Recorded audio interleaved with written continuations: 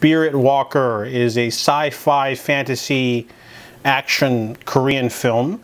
I didn't know much about this one, but looked action-packed. You know, there's people with guns on the front cover, and I always like a good action film.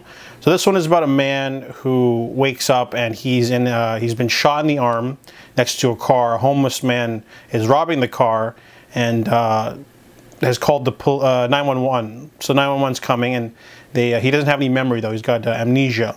However, immediately after 12 hours is up, he finds himself in another body, and now he's having lunch with someone he doesn't know, and he's freaking out and acting weird.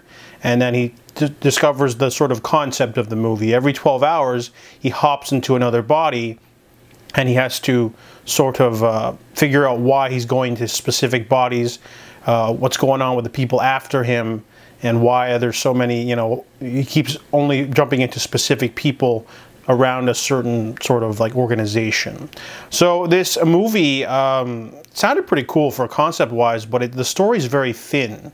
Our main character, you know, he keeps hopping into different people, and there's like this woman who's trying to find him, but you know, he every time he tries to explain to someone that he's not that person, they don't believe him, obviously, and it's a pretty cool concept, but the story is very thin. There is some cool action. There's like a really cool fight scene in an apartment that reminds you of the Bourne film series. Also, the finale has like a John Wick type action sequence, which is pretty cool. But besides those two action bits, there's not much else going on. In fact, the movie feels a little bit convoluted by the end. It really feels like the plot's bending itself backwards to make it fit.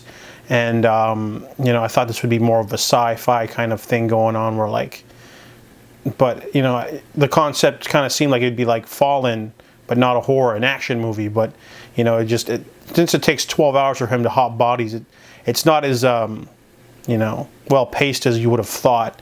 And overall, you know, by the movie's end, you know, it's just, it doesn't feel like a great twist at the end or anything. It just has a couple of noticeable action sequences, but it definitely needed a better plot or story. So I give Spiritwalker a 5 out of 10.